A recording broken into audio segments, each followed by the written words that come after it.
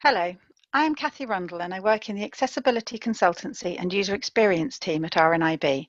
I'm going to talk to you today about the LEGO Braille Bricks project. We have worked with the LEGO Foundation and other organisations of the blind around the world and have been closely involved in the development and evaluation of the LEGO Braille Bricks. Learning through play is a key part of this project. The aim of the LEGO Foundation is to redefine play and reimagine learning to build a future where learning through play empowers children to become creative, lifelong learners.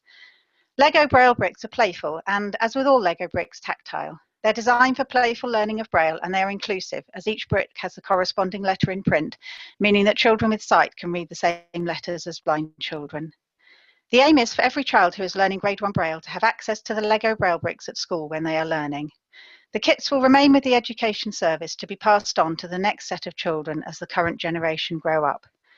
The LEGO Braille bricks are not a replacement for standard Braille teaching and should be seen as another resource that can be used when teaching Braille or using Braille for numeracy and literacy.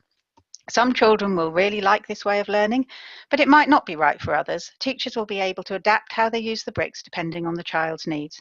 However, playing with the bricks can be fun in itself and learning will also come through play. The bricks cover Grade 1, and for the English set, they contain the letters of the alphabet and some punctuation and math symbols. They are standard LEGO 4x2 bricks, and the upper part has the Braille cell and the lower part has a print letter. As mentioned, inclusion is an important part of the project, so sighted and blind children can both use the same letters. In one school we went to, some older children who knew Braille used the bricks to write each other messages. They would have been able to send and receive messages with sighted friends, which is a fun way to learn and consolidate your learning. The bricks have been tested by teachers in a number of countries, including the UK, the US, Denmark, France, Germany, Brazil, and Norway. The teaching concept is an important part of the LEGO Braille Bricks toolkit, and a series of activities have been developed by two specialists in Braille teaching, and a website has been developed to disseminate the information. RNIB has been running free online training sessions for teachers to talk about the bricks, the learning through play concept, and the activities that go with the bricks. The Braille specialists reviewed curricula across 8 different countries to define a set of academic and visual impairment skills that were common to all countries. They narrowed these down with over 100 specialist teachers from the various countries to define a set of activities that they would start with. The resulting list of skills form the basis of the activities that are currently on the website.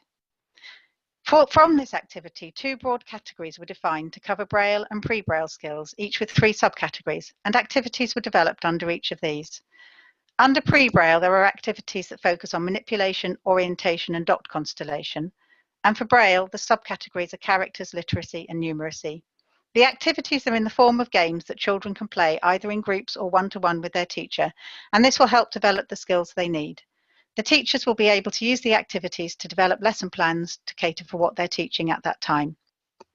Currently, a total of 90 activities have been uploaded to the website and more will be added. These are a starting point for ideas and form a resource to adapt and use as is best for the teachers and the children they're working with. Teachers and children will develop new ways to use the bricks, and a community group has been set up to share ideas and expand the activities in the future. When we visited a mainstream school in the UK, a teacher was working with a young boy who was learning words in Braille and used the bricks to consolidate the words he'd been learning.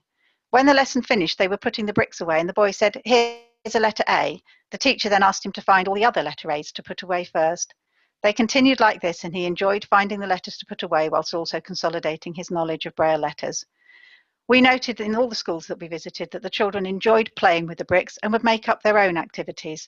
2 older children in one school we visited started doing large numbers for each other to read and work out what they were. The sets are currently being sent out to teachers across the UK and we very much look forward to hearing about their experiences with the bricks.